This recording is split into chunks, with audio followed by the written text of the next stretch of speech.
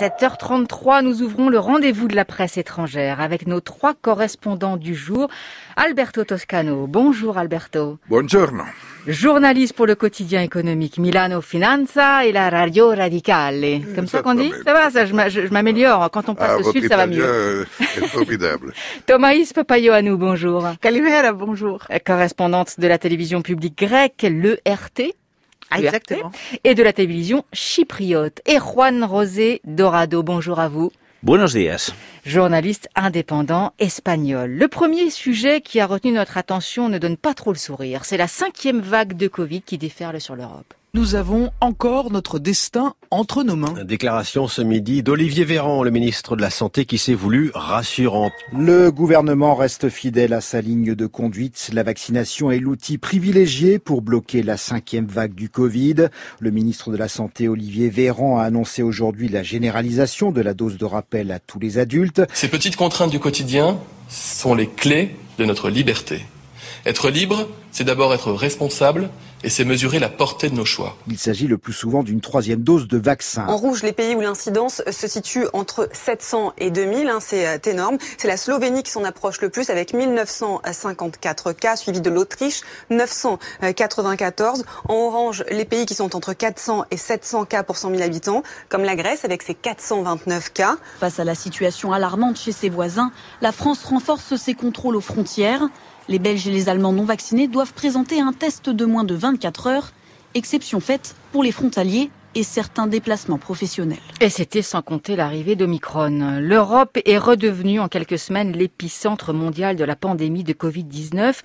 En France, après avoir tenté de rassurer au début de l'automne, les ministres de la Santé et de l'Éducation ont annoncé ce jeudi une série de nouvelles mesures pour tenter d'endiguer cette 5e vague qui démarre et qui, selon le porte-parole du gouvernement Gabriel Attal, commence de façon fulgurante. Elle attaque, oui, c'est vraiment le mot. Est-ce que le gouvernement vous semble pris de court, Thomaïs Papaioannou? Non. Je pense qu'on a la répétition de l'année dernière exactement, en octobre, novembre dernier. C'est exactement la même façon, sauf cette fois-ci. La France va super bien par rapport, j'ose dire, par rapport à le reste de l'Europe et à l'Allemagne. Je pense à l'Allemagne. Malheureusement, les choses vont très mal en Allemagne et en Autriche. Et tous les pays germanophones, apparemment, n'ont pas bien géré leur vaccination. Et les Balkans non plus, la Grèce d'ailleurs, la preuve. Et par contre, la France a été préparé pour cette fois-ci, pour une fois, et regardez ce qui s'est passé juste après l'annonce des nouvelles mesures. Les Français sont rués sur la 3e vaccination, la 3e dose de vaccin, ce qui est très réconfortant. Et je pense que l'écrasante majorité des Français ont compris que c'est que la vaccination qui pourra nous faire sortir de cette histoire. Pas de confinement, pas de couvre-feu, pas de télétravail massif, mais effectivement la dose de rappel vaccinal est désormais ouverte et d'ailleurs à partir de ce matin à tous les Français de 18 ans, 5 mois après la 2e dose, et le pass sanitaire sera désactivé au bout de 7 mois si ce rappel n'a pas été fait. Tout ça alors qu'effectivement on annonce ce nouveau variant très inquiétant venant d'Afrique du Sud et arrivé à nos portes en Belgique. Qu'est-ce que vous pensez de ces annonces, Juan José? Alors je suis d'accord avec ma collègue parce qu'effectivement c'est des annonces qu'on attendait, mais ça suit la logique du gouvernement français de ces derniers mois, c'est-à-dire des petits pas.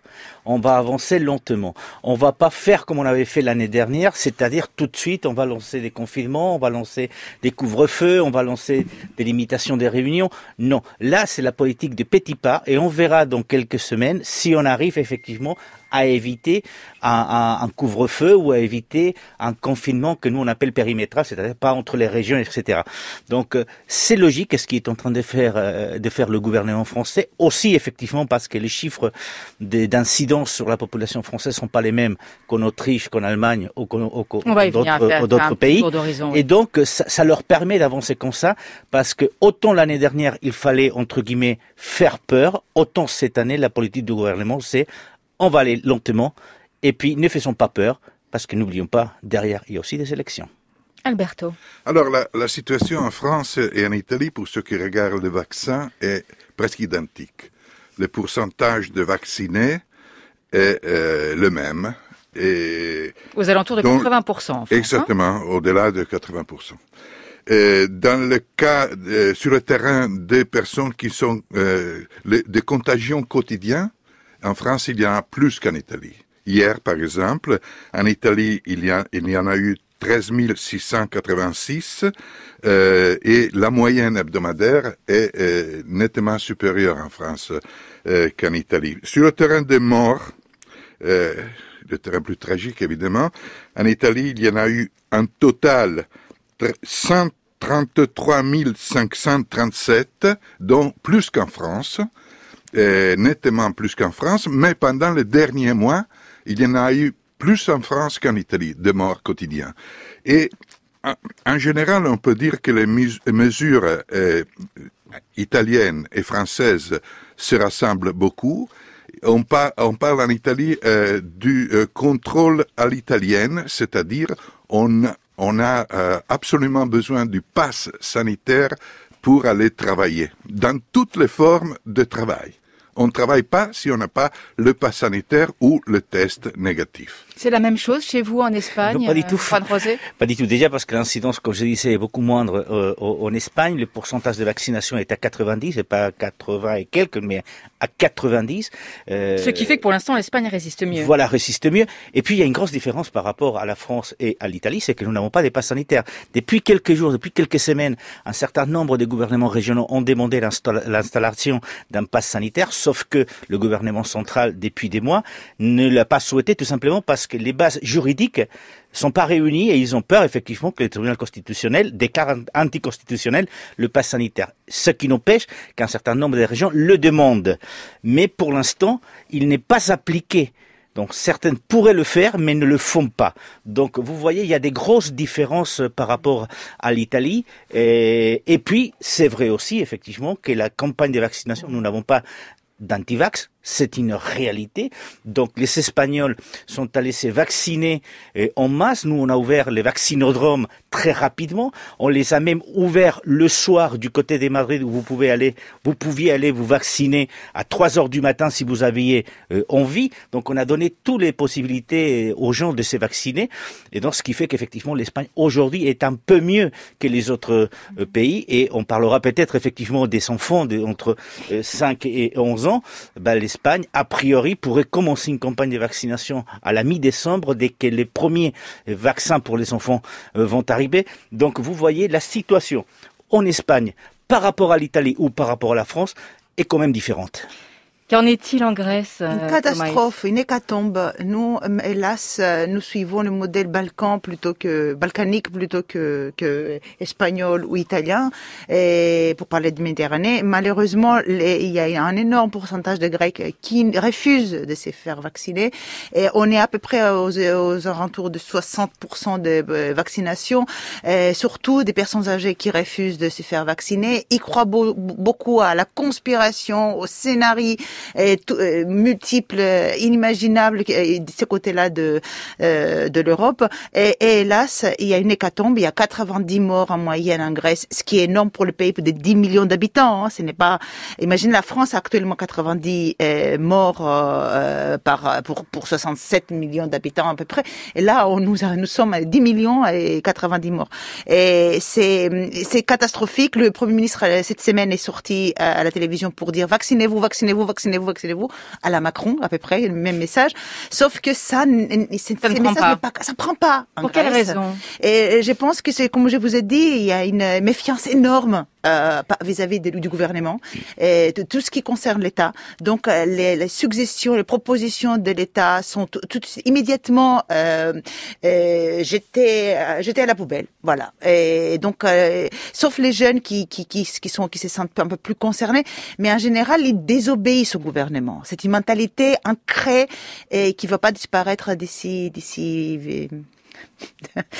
bientôt, parce que comme je vois que l'épidémie continue, Omicron, un mot bien grec, le nouveau variant va toucher la Grèce, j'imagine, comme tous les autres pays. Et là, vraiment, le pays, je ne sais pas comment on va s'en sortir. Alors quand on fait un petit tour d'Europe, on voit qu'en Autriche, les autorités ont pris il y a quelques jours la décision de confiner, mesure d'une sévérité sans précédent en Europe depuis le début des campagnes de vaccination. Aux Pays-Bas, le renforcement des mesures s'est accompagné et des restrictions sanitaires s'est accompagné de nuits d'émeutes. En Belgique, ils ont pris hier des mesures aussi d'une grande sévérité. L'Allemagne a fait face en ce moment à sa plus forte vague de nouvelles contaminations dénombrées depuis mercredi. La Suède instaure pour la première fois un pass vaccinal. Donc on voit bien qu'en Europe, les taux se resserrent, d'autant que l'OMS a prévenu que le Covid pourrait y faire 700 000 morts supplémentaires d'ici au printemps. Et encore une fois, ça c'était avant l'arrivée d'Omicron. Est-ce que vous sentez les uns les autres, ici en France où vous vivez, mais aussi est-ce que vous sentez de votre pays, de ce que les choses vous reviennent à vos oreilles, une lassitude, une peur, une colère? Comment décririez-vous ce moment que nous vivons actuellement à nouveau, Juan José? Lassitude, fatigue, certainement. Que ça soit en France ou que ça soit en Espagne. La différence entre les deux pays, c'est que la colère espagnole est moins visible et moins virulente. On voit en France les mouvements anti-vax, les mouvements anti-pass qui rejoignent les gilets jaunes. Enfin, on voit que la société française est beaucoup plus à craindre que l'espagnole aujourd'hui, où il n'y a pas pratiquement des manifestations là-dessus. En Guadeloupe en ce moment, dans les Antilles françaises, voilà, les choses il y a les sont très Antilles dures. françaises, vous avez raison. Mais ce qu'il y a, c'est la fatigue, une fatigue énorme des uns et des autres pour retrouver la vie d'avant, entre guillemets.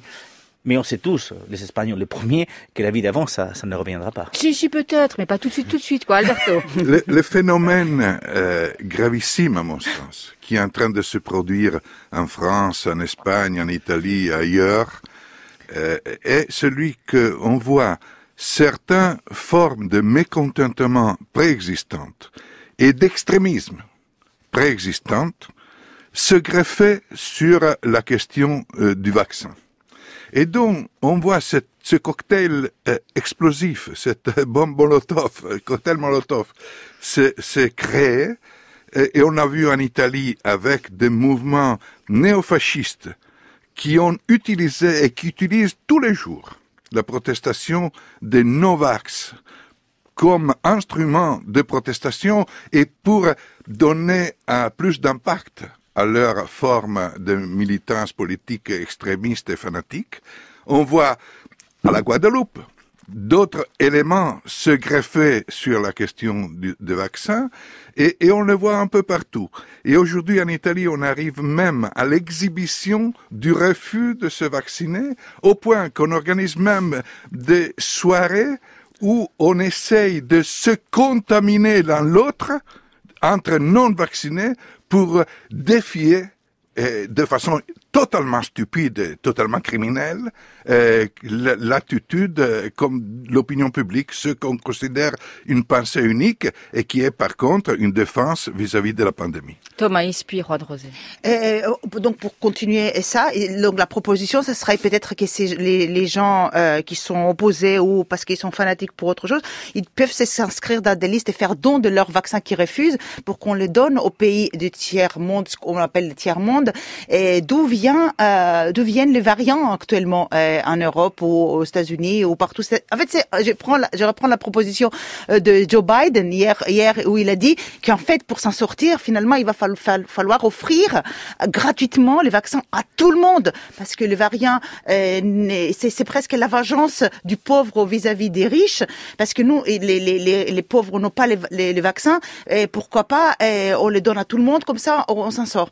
Et si les anti-vax européens et américains qui sont si fanatiques ne veulent pas, qu'ils fassent don officiellement de leurs vaccins à des gens du tiers-monde, comme ça, au moins on aura une protection. Là, je veux dire, ici ils sont pas solidaires vis-à-vis des autres ici chez nous, est-ce qu'ils soient solidaires vis-à-vis du reste du monde. On a vraiment besoin de s'en sortir. Cette lassitude est non seulement française, elle est généralisée et surtout c'est un coût économique immense qui va plonger dans la pauvreté des millions, voire des milliards de gens, parce qu'on est quand même 7 milliards bientôt. Et les pauvres, on va pas s'en sortir si cette histoire, tous les ans, on a un nouveau variant qui nous empêche de vivre. Juan José, on entend dans la voix, dans la bouche et dans le ton de Thomaïs Papaioannou, justement, cette lassitude qui frise à la colère et qui peut aller jusqu'à la passion. Juan José. Oui, c'est vrai que je disais qu'en Espagne, ce n'est pas le cas aujourd'hui. Parce que lors du premier confinement, l'Espagne c'est l'un des pays les plus touchés et le confinement était l'un des plus durs au monde. Donc les Espagnols ont bien compris qu'après 88 000 morts, il fallait faire différemment. Et le gouvernement l'a aussi compris parce qu'il a été très très critiqué au début et il a décentralisé la gestion de la pandémie, la gestion des mesures de confinement, des mesures de couvre-feu. Toutes les mesures ont été décentralisées sur les régions, ce qui a permis à la population de mieux comprendre ce qui était fait, parce que ce qui était fait par les gouvernements régionaux était adapté à leur situation réelle et c'était pas quelque chose dans l'ensemble du pays. Et je pense que ça a permis effectivement d'éviter cette colère qu'on peut voir dans d'autres pays. Ça n'empêche aussi que le fait de ne pas exister d'antivax a beaucoup aidé l'Espagne à continuer dans cette voie et aujourd'hui, pour l'instant, à être parmi les bons élèves, même si on attend des mesures de restriction certainement dans quelques semaines. 7h49 sur France Culture. On poursuit ce rendez-vous de la presse étrangère en compagnie ce matin de Thomaïs Papaioannou, Alberto Toscano et Juan José Dorado. Deuxième sujet qui a retenu notre attention, peut-être d'ailleurs pas sans lien avec ce qu'on vient de dire, la multiplication des incidents lors des matchs de football. C'est une scène qui se répète journée après journée dans les stades de football et même en dehors. Des supporters qui en viennent aux mains ou aux barres de fer. Il y a 2 jours, rappelez-vous, Dimitri Payet a reçu une bouteille d'eau au visage lors du match OL-OM. La scène qui s'est déroulée dimanche à Lyon a suscité l'indignation en France. Le lanceur de bouteille a été condamné ce mardi à 6 mois de prison avec sursis et à 5 ans d'interdiction de stade, échappant ainsi à la prison ferme qu'avait requis le procureur. Le calendrier est court, mais maintenant il faut qu'on se donne les moyens de réussir. C'est un fléau, c'est une urgence absolue, on a conscience de nos responsabilités. Depuis le début de la saison, 9 matchs ont déjà été entachés par le comportement des supporters. Plutôt que de céder à l'émotion qui nous étreint tous quand on voit un spectacle gâché, nous préférons travailler sérieusement dans la perspective de 15 jours, c'est quand même extrêmement rapide et vous serez très informés des décisions que nous prendrons ensemble. Le ministre de l'Intérieur, qui a rencontré ce mardi les acteurs du football, a promis d'ici 15 jours des mesures pour renforcer la sécurité autour des matchs. Les instances du football français étaient en effet convoquées mardi 23 novembre au ministère de l'Intérieur, alors que la Ligue 1 est marquée par de nombreux incidents depuis le début de la saison.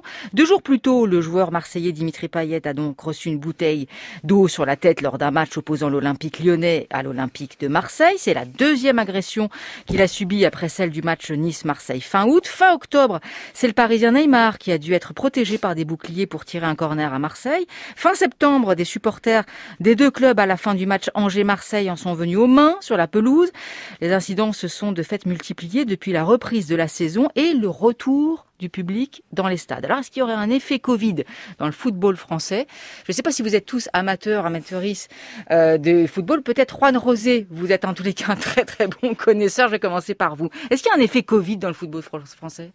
Certainement, parce que on disait que la société française est à cran, il y a cette colère qui monte, et cette colère qui monte, on le voit aussi dans les stades de France. Le stade étant un reflet de notre société. Ça l'est, mais justement parce que vous voyez quand vous regardez les autres pays aux alentours, ça se passe pas comme ça, mais pas du tout. Il n'y a pas de violence particulière ni d'interruption des matchs du côté de l'Espagne, du côté de l'Italie très rarement, même s'il y a d'autres problèmes qui touchent le racisme dans les stades, etc. Mais en Espagne non plus, en Angleterre non plus. Donc vous voyez en Angleterre il y a eu, non, mais très peu. Des mesures. Mais il y a différentes mesures qui explique cela. Bon, déjà, effectivement, la colère des Français dans la rue, qui explose en quelque sorte lors des matchs. On se retrouve entre soi, d'autant plus que vous avez fait référence au match Lyon-Marseille, et il n'y avait que des supporters lyonnais dans les stades. Donc, c'est vraiment incompréhensible ce qui peut se passer parfois. Mais au-delà de ça, c'est que la France a quand même un train ou 2 de retard par rapport à la lutte contre la violence. Dans les années 80, la lutte contre la violence a commencé en Angleterre, a continué en Espagne, ça a été fait aussi en Italie, notamment pour parler des grands championnats. Et ça paye aujourd'hui. Et la France a vraiment du retard là-dessus. Vous dites, on a convoqué les responsables du foot au ministère de l'Intérieur. En Espagne, depuis les années 90, il y a une commission anti-violence qui travaille sur la violence dans le stade. Il y a des unités spéciales de la police qui contrôlent les clubs des supporters qui sont dissous, des interdictions des stades qui sont prononcées. Et en France, on commence à le voir, mais c'est très rare. Donc c'est vrai qu'en France aujourd'hui, les stades, c'est un reflet des tensions qu'on vit, qui vit la société française. Parce qu'au-delà de ça, pourquoi avoir des défilés dans les stades français quand il n'y a plus des grillages, ni en Angleterre, ni en Espagne par exemple? Donc c'est un cas très particulier ce qui se passe en France aujourd'hui. Alberto. Je suis d'accord. En France, on a sous-estimé les dangers et aujourd'hui, on paye le prix pour ça. Pour ceux qui regardent l'Italie, cette année, c'est surtout la violence raciste dans les stades qui est condamnée. Il y a eu des épisodes vraiment exécrables de racisme, évidemment contre des joueurs de l'équipe adverse, de l'équipe rivale, mais des banderoles, des actes même effectivement violents comme lancer des objets sur le terrain de jeu. En Italie, la méthode de l'interdiction du stade pour les plus violents est de plus en plus répandue. On l'appelle DASPO et c'est une mesure effectivement efficace. Parce que on individue les personnes les plus dangereuses et elles ne peuvent pas entrer dans un stade de football. Et on est même arrivé à imaginer une chose semblable pour certaines manifestations comme les plus violentes de Novax. Certaines personnes qui sont individuées pour leur dangerosité ne peuvent pas aller dans certains lieux à certains moments. Et donc c'est une méthode efficace. Le danger cette année, c'est le racisme, mais dans le passé, on a vu malheureusement des incidents gravissimes entre des tifosi d'équipes différentes et même des morts. Thomas. Alors nous, c'est à des années-lumière vis-à-vis du foot européen. Nous, c'est vraiment les Balkans, vraiment.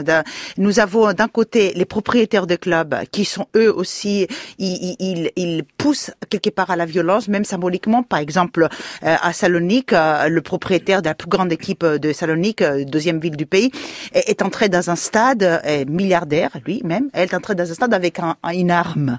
Et il est allé jusqu'au dans le terrain avec une arme. Et vous googlez Savidis et vous verrez, et c'était instantané magnifique. Et on a un autre propriétaire d'un des plus grands clubs de Grèce, Olympiakos, qui est un armateur, un personnage un peu douteux quelque part. Ça c'est les opinions des uns et des autres, mais qui aussi entretient une espèce d'armée, milice, mais pas que lui, pas que lui. Un armateur armé. Un armateur armé. Non, eux, lui, n'est pas armé.